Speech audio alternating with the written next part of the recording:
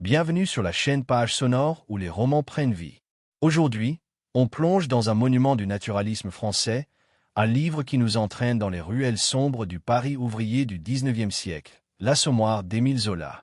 Publié en 1877, ce roman brutal et poignant suit le destin d'une femme confrontée à la misère, à l'alcool et aux cruautés de la vie. Si vous êtes prêt à découvrir une fresque sociale qui ne laisse personne indifférent, restez avec nous. Et si vous aimez explorer les chefs-d'œuvre littéraires, abonnez-vous et activez la cloche pour ne rien manquer. Nous sommes à Paris, dans les années 1850, sous le Second Empire. La ville est en pleine transformation, avec ses grands boulevards et ses quartiers chics, mais pour les ouvriers, c'est une autre réalité. Gervaise Macquart, une jeune femme de 22 ans, vit dans une chambre sordide de l'hôtel Bonséur, un immeuble miteux du quartier de la Goutte d'Or. Gervaise est blonde, douce, avec un léger boitement dû à une enfance difficile dans le sud, à Plassans. Elle est venue à Paris avec son amant, Auguste Lantier, un chapelier paresseux et charmeur, et leurs deux fils, Claude, 8 ans, et Étienne, 4 ans. Mais la vie est dure. Gervaise travaille comme blanchisseuse, lavant le linge des autres jusqu'à s'épuiser, pendant que Lantier dépense leur maigre argent dans les cafés. Dès les premières pages, la tension est palpable. Une nuit, Lantier ne rentre pas. Gervaise, rongée par l'inquiétude, guette son retour depuis la fenêtre. Quand il arrive enfin, il est ivre, insolent, et n'a aucune excuse. Les disputes éclatent, violentes. Lantier ne supporte plus Gervaise, qu'il trouve trop sérieuse, trop travailleuse. Il la méprise, la trompe ouvertement avec une femme du quartier, Adèle. Un jour, après une querelle particulièrement brutale, Lantier abandonne Gervaise, emportant leurs dernières économies et laissant derrière lui une dette de loyer. Gervaise se retrouve seule avec ses 2 enfants, sans un sou, dans un Paris hostile. Dévastée mais résolue, Gervaise refuse de se laisser abattre. Elle trouve du travail dans une blanchisserie, un métier éreintant où l'on frotte le linge à s'en arracher la peau. Elle y rencontre des femmes du quartier, comme la robuste Madame, la concierge et la jeune Clémence, au caractère vif. Ces femmes, malgré leur ragot et leur rivalité, forment une sorte de communauté. Gervaise, avec son courage et sa douceur, gagne leur respect. Elle rêve d'une vie meilleure, un petit commerce à elle, une maison propre et assez d'argent pour élever ses fils. Ce rêve devient son moteur, une lueur dans la grisaille de son quotidien. C'est alors qu'elle croise Coupeau, un zingueur de 26 ans, un ouvrier qui pose des gouttières et des toitures. Coupeau est jovial, honnête, et tout le contraire de Lantier. Il travaille dur, aime rire, et ne boit qu'occasionnellement. Il tombe sous le charme de Gervaise, qu'il trouve belle malgré sa fatigue et ses vêtements usés. Au début, Gervaise est méfiante. Elle a trop souffert avec Lantier pour se laisser séduire facilement. Mais Coupeau est patient, et son insouciance la touche. Il lui parle de mariage, d'une vie simple mais stable. Après des mois de cours, Gervaise accepte. Ils se marient dans une cérémonie modeste, suivie d'un banquet mémorable dans un bistrot du quartier, où les invités mangent, boivent et dansent jusqu'à l'aube. Pour la première fois, Gervaise se sent heureuse, entourée d'amis et d'espoir. Le couple s'installe dans un petit logement rue Neuve. Gervaise continue de travailler comme blanchisseuse, tandis que Coupeau grimpe sur les toits de Paris. Ils épargnent, sou après sou, pour réaliser le rêve de Gervaise, ouvrir sa propre blanchisserie. Leur vie n'est pas luxueuse, mais elle est honnête. Gervaise donne naissance à une fille. Anna, surnommée Nana, un bébé qui apporte encore plus de joie. Tout semble aller pour le mieux. Mais dans ce quartier, l'alcool est partout. Les bistrots, comme l'Assommoir du Père Colombe, un débit de boissons crasseux mais attirants, sont des refuges pour les ouvriers épuisés. Coupeau y passe de plus en plus de temps, buvant un verre, puis 2, avec ses camarades. Gervaise, inquiète, le supplie de modérer, mais il rit, disant qu'un homme a bien le droit de s'amuser. Un jour, un événement vient bouleverser leur fragile équilibre. Coupeau, en travaillant sur un toit, glisse et tombe. L'accident est grave, il se fracture plusieurs os et reste alité des semaines. Gervaise, pour payer les médecins et nourrir la famille, puise dans leurs économies. Elle veille sur Coupeau jour et nuit, s'endettant auprès des voisins, comme les Gouget, une famille d'ouvriers respectables.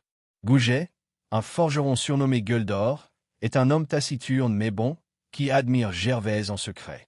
Sa mère, Madame Gouget, prête de l'argent à Gervaise, voyant en elle une femme courageuse. Mais la convalescence de Coupeau change tout. Loin des toits, il s'ennuie, devient irritable et se tourne vers l'alcool pour tromper son inaction. La convalescence de Coupeau marque un tournant. Autrefois joyeux et travailleur, il ne retrouve plus son élan. L'accident l'a brisé, pas seulement dans son corps, mais dans son esprit. Les journées à l'hôpital, puis à la maison, l'ont rendu oisif. Il passe des heures au bistrot, chez le père Colombe, où l'alcool coule à flot dans une ambiance enfumée. L'Assommoir, ce lieu sinistre avec son alambic qui brille comme une promesse, devient son refuge. Gervaise, épuisée par le travail et les dettes, tente de le ramener à la raison. Elle lui rappelle leurs rêves, la blanchisserie, mais Coupeau hausse les épaules. Il boit pour oublier sa douleur, son humiliation, et bientôt, il ne peut plus s'arrêter. Malgré tout, Gervaise s'accroche. Avec l'aide de l'argent prêté par les Goujet, elle réalise son ambition. Ouvrir sa propre blanchisserie, rue de la Goutte d'Or. C'est un petit local, propre, avec des tables pour frotter le linge et des cordes pour le faire sécher. Gervaise y met tout son cœur. Elle engage 2 ouvrières, Clémence et une autre, et travaille sans relâche. Les clientes affluent, séduites par la qualité de son travail et sa bonne humeur. La blanchisserie devient un lieu vivant où les femmes du quartier viennent laver leur linge, échanger des ragots et rire ensemble. Gervaise est fière. Pour la première fois, elle sent qu'elle contrôle son destin. Elle rembourse peu à peu les Goujet, élève Nana, qui grandit en une fillette vive et espiègle, et garde un œil sur ses fils, Claude et Étienne, envoyés en pension grâce à ses revenus. Mais les ombres s'épaississent. Coupeau, incapable de reprendre le travail, s'enfonce dans l'alcoolisme. Il devient colérique, parfois violent, et dépense l'argent du ménage en absinthe. Gervaise, pour éviter les disputes, cède souvent, payant ses dettes de bistrot. Elle commence à fréquenter elle-même l'Assommoir, d'abord pour chercher Coupeau, puis pour boire un verre avec les voisins, espérant oublier ses soucis.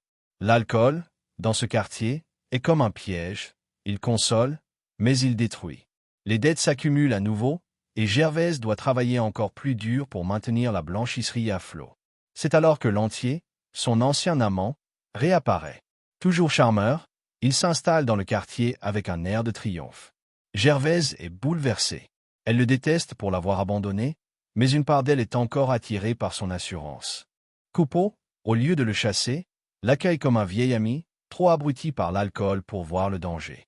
Lantier s'insinue dans leur vie, mangeant à leur table, dormant sous leur toit.